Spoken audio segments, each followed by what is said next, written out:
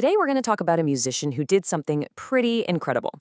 He took all the different parts of his life, teacher, gamer, rapper, and father, and smashed them all together to create a career that literally no one could have seen coming, especially not him. So this is Raheem Jarbo, who you probably know as Mega Ran. And that's his reaction to finding out he was nominated for a Grammy. You can just feel it, right? That pure, unfiltered shock. It's this amazing moment that caps off a journey that is just so unlikely and honestly really inspiring. Which brings us to the big question. How does this even happen? I mean, how does a guy who built his entire career rapping about old school video games end up getting a nod for a children's album? Well, to figure that out, we've got to go all the way back to the beginning. See, long before any talk of Grammys, Raheem Jarbo was basically living a double life. He had this really demanding day job, and then this creative passion that just wouldn't quit. He had this great line about the two worlds he was straddling. He'd say, "If you can teach middle school like I did, drunk adults in a bar is easy." And he wasn't kidding. By day, he was Mr. Jarbo, a super dedicated special ed and middle school teacher, first in Philly, then in Phoenix. He was right there in the classroom, doing the work. And for the longest time, these two identities were kept completely separate. It was like two different people. On one side, you've got the teacher juggling lesson plans, and on the other, you've got this underground rapper going by the name Random, totally inspired by groups like the Wu-Tang Clan, just writing rhymes every chance he got.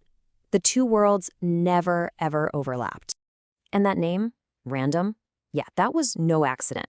He picked it because of a shape-shifting Marvel character. He wanted that same freedom for his music, to never be stuck in one box, to be able to jump all over the place. And honestly, that choice pretty much defined his entire career. But, eventually something had to give. His passion for hip-hop and his love for video games, well, they were on a collision course. And when they finally crashed into each other, everything changed. He found his way into this niche genre called Nerdcore, or as he sometimes calls it, chip-hop. And it's exactly what it sounds like. It's a whole subgenre of hip-hop, where rappers embrace all the nerdy stuff, sci-fi, comic books, and this is the important part for our story, video games. They even sample those classic 8-bit soundtracks. So here's how it all went down. He starts messing around, sampling music from the classic game, Mega Man. That experimentation turns into a full-blown tribute album in 2007, which he cleverly called Mega Ran. Well, the album blows up, gets so popular that the game's publisher, Capcom, hears about it. But here's the crazy part. Instead of shutting him down, they signed him up. He became the first and to this day, the only musician officially licensed by Capcom. Just like that, Random became Mega Ran.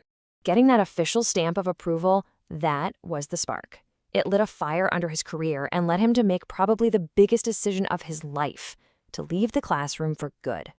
Okay, the real point of no return moment came in 2011.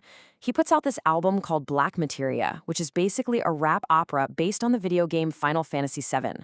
One day, he's checking the iTunes charts, and he sees his album sitting right there next to brand new releases from Kanye West and Jay-Z. Can you imagine? That was it. That was the sign. He handed in his resignation and went all in on music.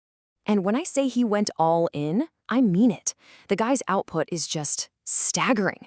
He actually holds a Guinness World Record for the most commercially available songs written about video games. Think about that for a second. More than anyone else on the planet. That's just a whole other level of dedication. And his career after teaching just took off. He's toured the world, played at massive festivals like PAX and MagFest. His music has been featured in huge games like Mortal Kombat 11. He even showed up on WWE SmackDown Live. What's really cool, though, is he's built this entire thing without using any profanity, which means his music is for everyone. And that little detail, it's going to become really important later on.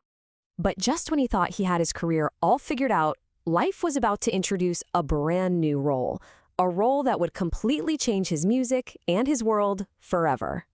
Right in the middle of the pandemic, with all the uncertainty in the world, Raheem and his wife made this huge life-changing decision. They opened up their home, became foster parents, and eventually adopted their son. All of a sudden, he wasn't just Mega Ran anymore. He was a dad. And being a father, well, it completely rewired him. He's a touring musician, right? So he's suddenly hit with this really deep, powerful fear.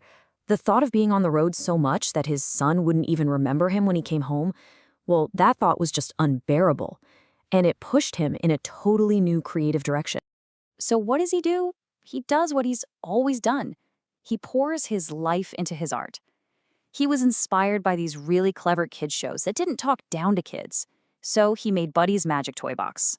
It was a children's hip-hop album, sure, but it was coming from this really unique place. The honest, joyful, sometimes scared perspective of a brand new dad. And this is where it all comes together. The guy who started out as a teacher, who became a rapper, who embraced being a hero to this whole nerdcore community, was now pouring all of that experience into just being a dad. The follow-up album, Buddy's Magic Treehouse. Yep, that's the one. That's the record that earned him that unbelievable Grammy nomination. That moment of pure shock we saw at the very beginning, it wasn't a fluke. It was the result of a journey that combined every single piece of who he is. When you really look at it, his success comes from his whole identity. He never stopped being a teacher just because he became a rapper.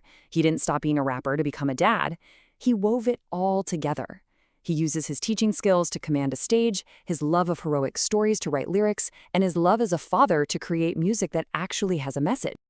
Mega Ran's story really shows us that the most amazing paths in life aren't about choosing one part of yourself over another. It's about having the guts to blend them all together. Which kind of leaves you with one final thought, doesn't it?